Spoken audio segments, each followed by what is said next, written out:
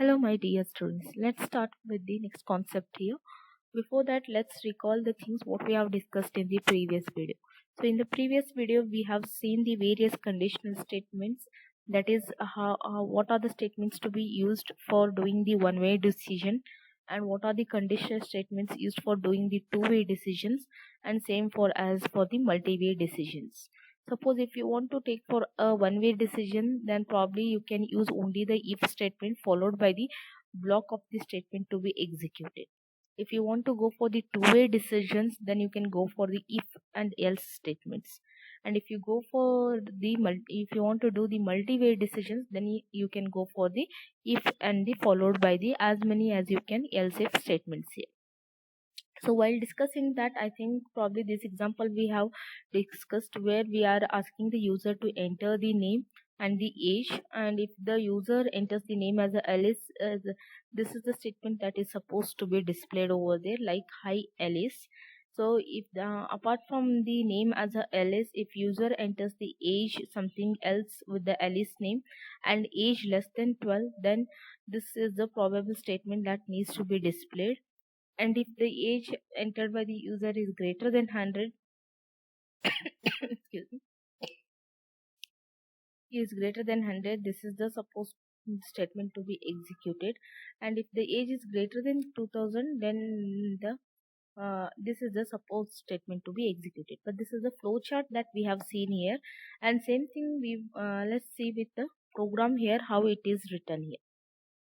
So you can see in order to read a name, input function is used, and in order to read the age as well, the input function is used. Along with that, the type conversion is applied here. If you remember here, the type conversion with the input is to put a restriction that what kind of value needs to be read by the user. So in this case, the age variable is supposed to read only the integer type of the data. So or else if you do not use the int here, then the value entered by the user by default will be in the string data type.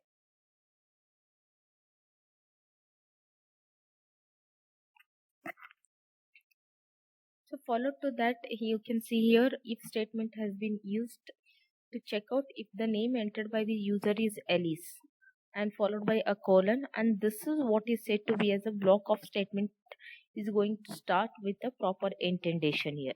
So if you press enter key after typing this line, by default the cursor is going to point from here, and where you can state the start the block of statements to be executed for this if statement.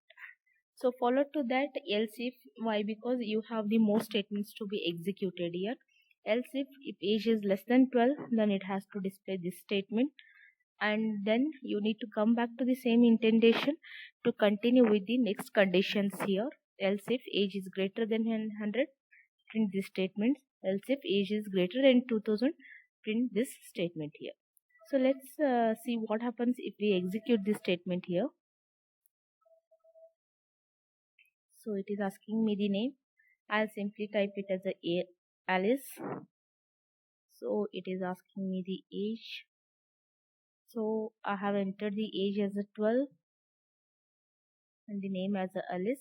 So the first condition itself gets satisfied and it displays as a hi Alice. So the rest of the statements or the conditions will not be executed or will not be checked here. So let's see, once again I'll execute it. So I'll type some else name here, ASD, and then I'll enter the age as a 3000 here. So which statement got displayed here? You are not Alice Granny. So you can see here, you are not Alice Granny. That means this statement got executed. So once you enter the name ASD, it got checked with the first if condition. So the name is not equal to Alice. So that means it is going to check for the next condition here. The age entered by the user is 3000. So in the next condition it checks whether the age is less than 12. No, it is not less than 12. Then it will go for the next condition to check. So age is greater than 100. Yes, 3000, of course it is greater than 100. So it gets executed. This statement gets executed. That is, you are not Alice and it is a granny. Right. So in the further statement here, So even though the input is 3000, you are expecting this statement to be executed, but the order of the else if that has been taken by you here is in this way that so the condition at the second statement itself is going to be executed. So that's the reason the next statement will never get executed here. So whenever you are using the multiple else if statements, make sure that the order that you follow follows the correct logic for which you are writing the program. So in this case, we can change it here.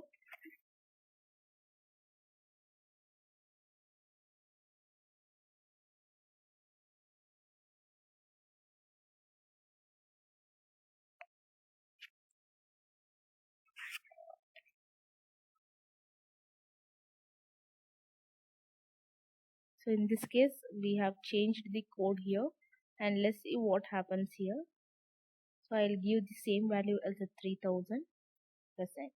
You can see here also I have given the 3000, here also I have given the 3000.